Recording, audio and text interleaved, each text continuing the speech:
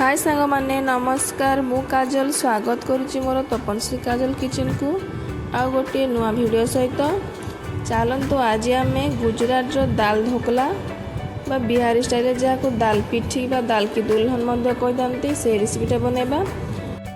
यह कम तेल मसला बनी था जहाँकि देहपाई स्वास्थ्यकर होता है। चलतु एबे आम रेसिपीटा स्टार्ट करवा। से देखो मुझे गोटे कप राहाड़ डाली जहाँ तुर्की डाली कहती ताकू नहीं जाइए। यह भल भाव में धोई ना भल भाव में धोई सारा पर यह आम प्रेसर कुकर ऐड करना एवं डाली को सीझापी ये गोटे कप पानी को ऐड कर अध चामच हलदी गुंड एवं स्वाद अनुसार लुण को दे कभर करना एवं 2 ରୁ 3टा सीटी आसवा पर्यंत अपेक्षा करवा।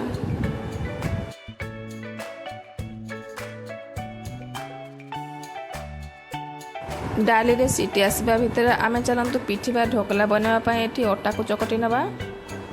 से देखो ये मुझे गोटे चामच अटा को नहीं जाइए स्वाद अनुसार लुण टिके हलदी अध चामच जीरा गुंड एवं अध चामच लंका गुंड को दे भल भाव में गोल नवा।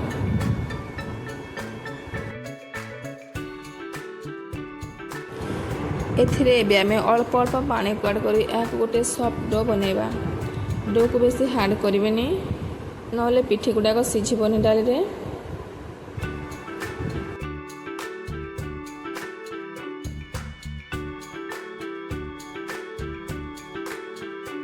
देखंतु एबे डो रेडी हो गला। या को एबे कवर करी रेस्ट ପାଇଁ किछि समय छाड़ दबा। डाली रे मध्ये एठी 2 ରୁ 3टी सीटी आसी जाइछि। देखंतु एठी डाली को मैं देखि देउछि केमति भल भाव में सिझी जाइछि।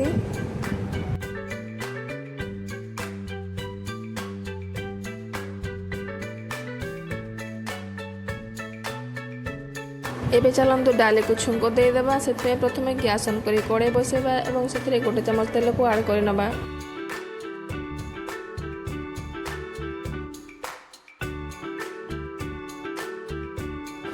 तेल भल भाव में गरम हो गला पर से गोटे चामच गोटा जीरा एवं 2टी सुखा लंका को ऐड करनबा। लंका एवं जीरा भल भाव में फुटीगला पर से अदा रसुण एवं प्याज के भी ऐड करनबा। ए सब को भल भाव में भाजी नबा।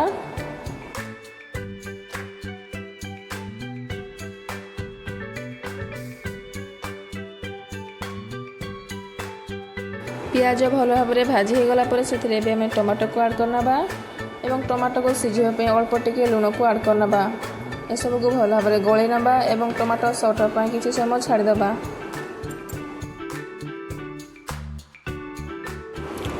देखंतु टमाटो टी भल भाव में सीझी जाइए। एबे डाली को ऐड करनबा एवं सब को भल भाव में गोल नबा। या को सीझापी कभर करके 6 ରୁ 7 मिनट छाड़दबा। डाली भल भाव में फुटा भितर चलतु एबे आम ढोकला बा पिठी को बना नबा। रुटी जमी बनाती सेमती अटार गोटे गला को नहीं गोटे रुटी बेलंतु। रुटी को सब पतला रखंतु ना पिठी बनइले डाली रे सीझापी टाइम लगे। एबे या एमती गोटे गिना साइज रे कट करनबा।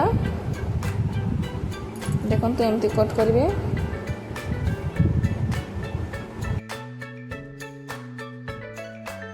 एबे ही रुटीर साइड गुड़ाक आम टिके पानी को एमती लगे नबा।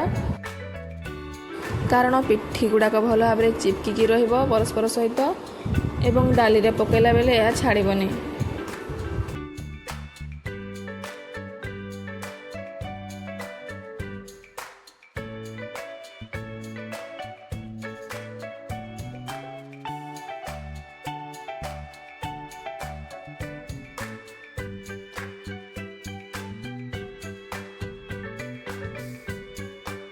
चलतु सब पिठी गुड़ाक एमती बनई नवा।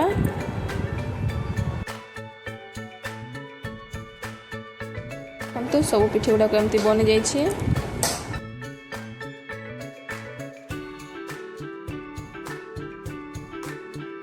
चलतु एबे आम डाली को खोली देखा। देखो डाली भी भल भाव में फुटी आसला। या चामच साइज एमती मेश कर दिंतु। आपन को जदि डाली थिक लगुच ए आप पानी आड करें। एबे एथिरे आमे सब पिठी गुड़ाक आड करनबा एवं फुटिया पाई याकु कवर करी 5 ରୁ 6 मिनिट पाई छाड़दबा जहाँ फल पिठी गुड़ाक भल भाव में सीझीज।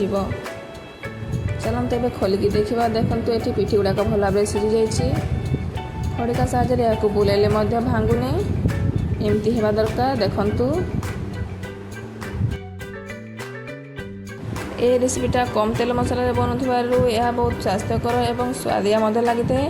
यह आपण मैंने घरे बने निश्चय थे खाइबा दिंतु एवं रेसिपीटा जदि भल लगी मो चैनल को लाइक सब्सक्राइब शेयर कर दिंतु। जय जगन्नाथ।